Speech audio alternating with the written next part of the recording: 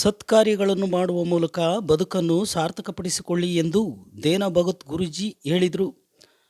ನಾಯಕನಹಟ್ಟಿ ಹೋಬಳಿಯ ಅಮೃತ ಮಹಲ್ ಕಾವಲಿನಲ್ಲಿ ಅಮೃತದಂಥ ಪಾದರಸದಿಂದ ನಿರ್ಮಾಣವಾಗುತ್ತಿರುವ ಅಮೃತೇಶ್ವರ ಶಿವಲಿಂಗವನ್ನು ಪ್ರತಿಷ್ಠಾಪಿಸಲಾಗಿದೆ. ಅಮೃತೇಶ್ವರ ಸ್ವಾಮಿಯ ದರ್ಶನ ಹಾಗೂ ಆಶೀರ್ವಾದ ಪಡೆದು ಸರ್ವರಿಗೂ ಆರೋಗ್ಯ ಕರುಣಿಸಲಿ ಎಂದು ರಾಜಯೋಗ ವಿದ್ಯಾಶ್ರಮದ ದೇನ ಭಗತ್ ಗುರೂಜಿ ಶುಭ ಹಾರೈಸಿದರು.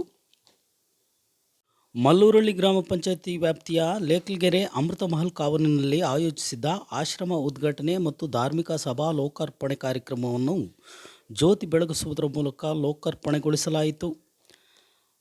ನಂತರ ಮಾಜಿ ಶಾಸಕ ಬಿಜೆಪಿ ರಾಜ್ಯ ಪ್ರಧಾನ ಕಾರ್ಯದರ್ಶಿ ಪಿ ರಾಜೀವ್ ಮಾತನಾಡಿ, ರಾಜಯೋಗ ವಿದ್ಯಾಶ್ರಮವು ಕೋಟಿ ವೃಕ್ಷ ಅಭಿಯಾನವನ್ನು ತುಂಬ ಯಶಸ್ವಿಯಾಗಿ ಮಾಡಿಕೊಂಡು ಬರುತ್ತಿದೆ. ಧಾರ್ಮಿಕ ಕಾರ್ಯಗಳನ್ನು ಮಾಡುವ ಸಮಯದಲ್ಲಿ ಅಪಪ್ರಚಾರಗಳು ಬರುವುದು ಸಹಜ.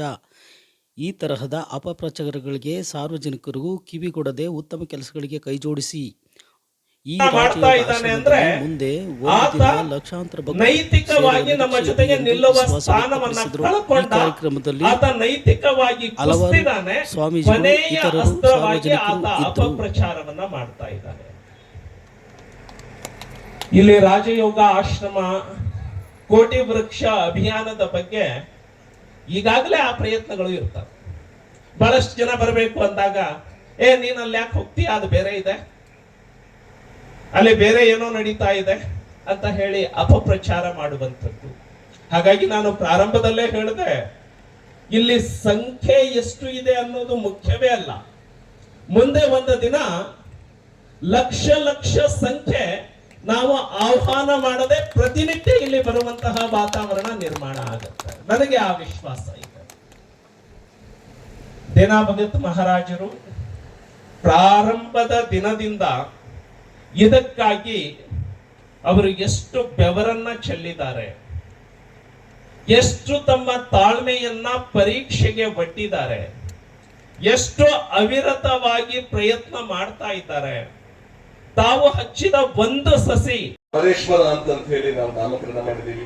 ಯಾಕೆಂದ್ರೆ ಇದು ಅಮೃತ ಮಹಲ್ ಕಾವಲು, ಅಮೃತದಿಂದ ನಿರ್ಮಾಣವಾಗಿರುವಂತಹ, ಅಂದ್ರೆ ರಸದಿಂದ, ಅಮೃತ ರಸದಿಂದ ನಿರ್ಮಾಣ ಆಗಿರುವಂತಹ ಅದು ವಿಷ ಪಾದರಸ, ಅದನ್ನ ಅಮೃತವಾಗಿ ಪರಿವರ್ತನೆ ಮಾಡಿ, ಅಂದ್ರೆ ಸಮಾಜದಲ್ಲಿರುವಂತಹ ಕತ್ತಲನ್ನ ಬೆಳಕಾಗಿ ಪರಿವರ್ತನೆ ಮಾಡುವಂತಹ ಅಮೃತೇಶ್ವರ ಪಾದಸಲಿಂಗ ಅಂತೇಳಿ ಬಹಳ ಅದ್ಭುತವಾದಂತಹ ಒಂದು ಅರ್ಥದ ಸಂಕೇತವಾಗಿ ಅಮೃತೇಶ್ವರ ಅಂತ ಹೇಳಿ ನಾಮಕರಣ ಮಾಡಿದ್ವಿ. ಅದಕ್ಕೆ ನಾವೆಲ್ಲರೂ ಆ ದರ್ಶನ ಮಾಡಿ ಆಶೀರ್ವಾದವನ್ನ ತಗೊಂಡಿದ್ದೀರ. ಭಗವಂತ ನಿಮಗೆ ಎಲ್ರಿಗೂ ಆರೋಗ್ಯವನ್ನು ಕೊಡ್ಲಿ. ನಾನು ಮಾಡಿದ ಇಷ್ಟೆಲ್ಲ ಭಗವಂತ ನನಗೆ ಮುಜುಗರ ಆಗ್ತಾ ಇದೆ. ನಾನೇನು ಮಾಡೇ ಇಲ್ಲ. ನನ್ನ ಇನ್ನು ಒಂದು ಹೆಜ್ಜೆ ಅಂಬೆಗಾಲಲ್ಲಿ ಇಡ್ತಾ ಇದ್ದೀನಿ ಅಷ್ಟೇ. ಈ ಅಂಬೆಗಾಲಲ್ಲಿ ನಾನೇ ಸುಮಾರು ಸಲ ತೊಡುತ್ತಾ ಇದ್ದೀನಿ, ಒಂದು ಸ್ವಲ್ಪ ನಾನೇ ಮುಗಿಸ್ತಾ ಇದ್ದೀನಿ, ನಾನೇ ಒಂದು ಹೆಜ್ಜೆ ಮುಂದೆ ಹೋಗ್ತಾ ಇದ್ದೀನಿ, ಓಡೋಗ್ತಾ ಇದ್ದೀನಿ, ಬೀಳ್ತಾ ಇದ್ದೀನಿ, ನಾನು ಮಾಡ್ತಾ ಇದ್ದೀನಿ. ನೀವೆಲ್ಲ ನನ್ನ ತಪ್ಪುಗಳನ್ನಾಗ್ಲಿ ಅಥವಾ ನನ್ನನ್ನು ಇದನ್ನಾಗ್ಲಿ ನೀವು ನೋಡ್ತಾ ಸಹಿಸ್ಕೊಂಡಿದ್ದೀರ. ಅದಕ್ಕೆ ನಾನು ಬಹಳ ಚಿರುಣಾಗಿರ್ತೀನಿ. ಏಕೆಂತ ಹೇಳಿದ್ರೆ ಈ ಸಮಾಜದಲ್ಲಿ ವಿರುದ್ಧವಾದಂತಹ ನಡೆ ನಮ್ದು, ಸಾಧು ಸಂತರ ನಡೆ ಅಂತ ಹೇಳಿದ್ರೆ ಸಮಾಜಕ್ಕೆ ವಿರುದ್ಧ, ಎಲ್ಲ ಪೂರ್ವಕ ಅಲ್ಲ, ಸಮಾಜದ ವಿರುದ್ಧ ನಡೆ ಸಾಧು ಸಂತರದ್ದು. ಯಾಕೆಂದ್ರೆ ಸಮಾಜ ಅವರದೇ ಆದಂತಹ ಕುಟುಂಬ ಅಥವಾ ಅವ್ರ ಜೀವನಕ್ಕೆ ಉಪಯೋಗವಾಗುವಂತಹ ರೀತಿಯಲ್ಲಿ ಜೀವನ ಮಾಡ್ತಾ ಇದ್ರೆ, ನಾವು ಸಮಾಜದ ಕಡೆ ನಮ್ಮನ್ನು ನಾವು ಸುಟ್ಕೊಂಡು ಬೆಳಕು ಹೇಗೆ ಕೊಡ್ತಾರೋ ಒಂದು ಮೇಣದ ಬತ್ತಿ ದೀಪ, ಹಾಗೆ ಸಮಾಜದ ವಿರುದ್ಧ ಕಾರ್ಯಕ್ರಮಗಳು ಕೆಲವರಿಗೆ ಅದು ಪೂರಕವಾಗಿರುತ್ತೆ, ಇನ್ನು ಕೆಲವರಿಗೆ ಅದನ್ನ ಮಾತಾರಕವಾಗಿರುತ್ತೆ. ಹೇಗೆ ಅವರವರು ಹೇಗೆ ಅರ್ಥ ಮಾಡ್ಕೊಳ್ತಾರೆ ಹಾಗೆ. ಆದ್ರೆ ಸಾಧು ಸಂತರ ಉದ್ದೇಶ ಕೊನೆಗೆ ಸಮಾಜ ಕಲ್ಯಾಣಾರ್ಥಕವಾಗಿನೇ ಆಗುವಂಥದ್ದು. ಎಲ್ಲ ಲೋಕ ಉದ್ಧಾರ ಆಗುವಂತಹ ಕೆಲಸನೇ, ಸಮಾಜಕ್ಕೆ ಪೂರಕವಾದಂತಹ ಕೆಲಸ ಮಾಡುವಂತಹ ದಿನಗಳ ಕಾಲದಲ್ಲಿ ತಾಳ್ಮೆಯಿಂದ ಕಾದ್ರೆ ಮಾತ್ರ ಅರ್ಥ ಆಗುತ್ತೆ. ಹಾಗಾಗಿ ನಾನು ಹೆಚ್ಚಿಗೆ ಮಾತಾಡೋ ಸಮಯ ಆಗಿದೆ.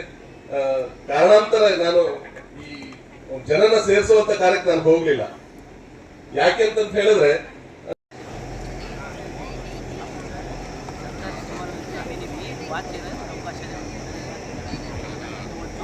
ಒಂದು ಸ್ಮರಣಿಕೆಯನ್ನ ನೀಡಿ ಪೂಜ್ಯರಿಗೆ ಶಾಲು ಹೊದಿಸಿ ಪುಷ್ಪಮಾಲೆಯನ್ನ ಹಾಕಿ ಭಕ್ತಿ ಸಮರ್ಪಿಸ್ತಾ ಇರುವಂತಹ ಶ್ರೀಯುತರಿಗೆ ವಂದನೆ, ಅಭಿನಂದನೆಗಳು.